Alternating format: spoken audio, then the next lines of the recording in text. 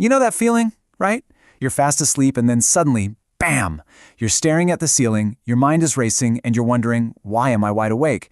It is so frustrating. But what if I told you it's not random at all? Today we're going to decode the science behind that middle-of-the-night alarm bell and figure out what your body is actually trying to tell you.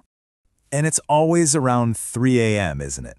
It feels like this weird glitch in your sleep program. But what if it's not a glitch? What if it's a message? A signal that something in your system is just a little bit out of whack. Exactly! These wake-up calls aren't just random annoyances, they are legit biological signals. So for this explainer, we're going to be sleep detectives. Together, we're going to decode exactly what your body is trying so hard to say. So, here's our game plan for cracking this case. First, we'll investigate our prime suspect, the hormone hijack. Then, we're going to look into a very common accomplice, the bladder's alarm. We'll also do a special investigation into the unique sleep cycle for women. And finally, we'll put all the clues together so you can take back the night.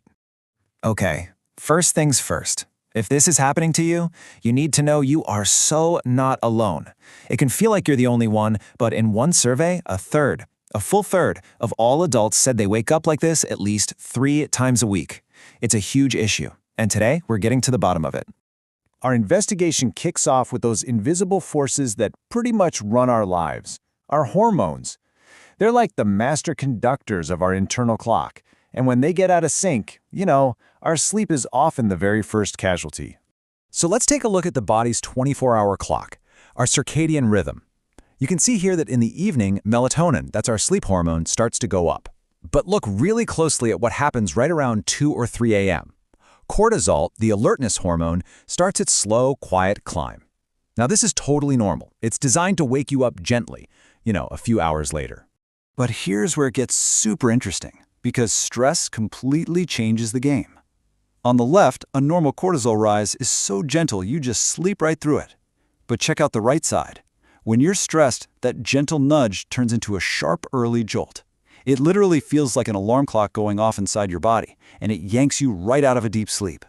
But cortisol isn't always the only villain in this story. Oh no, it often has an accomplice, the thyroid gland. It's this small but really powerful gland that regulates your metabolism, and when it's out of balance, man, it can just wreak havoc on your sleep.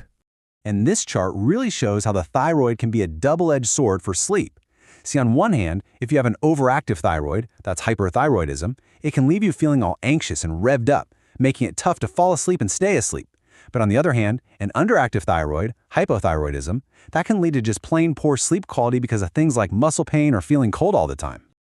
All right, let's move on to our next suspect. Sometimes the reason we wake up isn't a hormonal thing at all. It's a physical thing, one of the body's false alarms that forces us out of bed.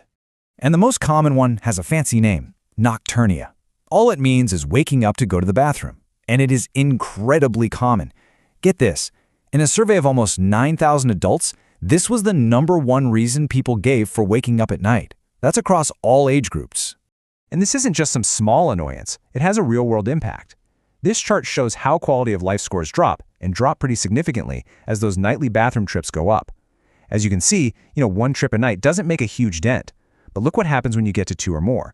That quality of life score takes a nosedive. And the consequences can actually be pretty serious. Studies show that waking up 2 or more times a night to use the bathroom is linked to more than double the risk of falls and fractures. This is especially true for older adults who might be a little disoriented in the dark. I love this quote from some sleep researchers because it really puts it all in perspective. They argue that just because someone says they're not bothered by getting up at night, that doesn't mean it isn't a significant medical issue. It's just like high blood pressure. Nocturia is a symptom that really deserves our attention. So, speaking of hormones, let's narrow our focus for a bit and do a special investigation. The hormonal shifts we've been talking about, well, they're a constant throughout a woman's life, and they create these profound and really unique challenges for sleep. From the monthly menstrual cycle to huge life transitions like pregnancy and menopause, those fluctuating levels of estrogen and progesterone are powerful sleep game changers. They can alter the very architecture of your sleep, which just increases the risk for all kinds of disturbances. Let's just zoom in on pregnancy for a second, because it's a time of such incredible change. All those physical changes can actually increase the risk for sleep-disordered breathing. In fact, Up to 10% of pregnant women are at risk for developing sleep apnea, especially if they have a higher BMI or a big change in their neck size. And a really important early warning sign to look out for? Increased snoring.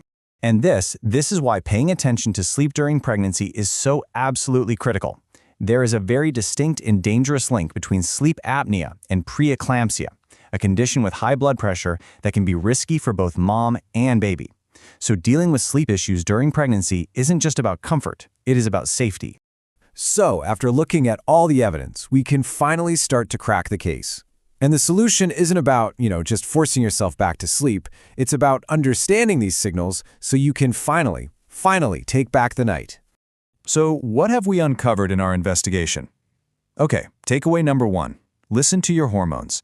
That early cortisol jolt or a thyroid imbalance could absolutely be the culprit. 2. Don't just dismiss those physical alarms. Nocturia is way more than an inconvenience. It is a crucial health signal. And 3. Recognize that major life stages, especially for women, are fundamental game changers for sleep. At the end of the day, that midnight wake-up call isn't a malfunction. It's a form of communication. It's your body sending you a message about your stress, about your hormones, about your underlying health. Your sleep is telling a story. So the only question left is, are you ready to listen?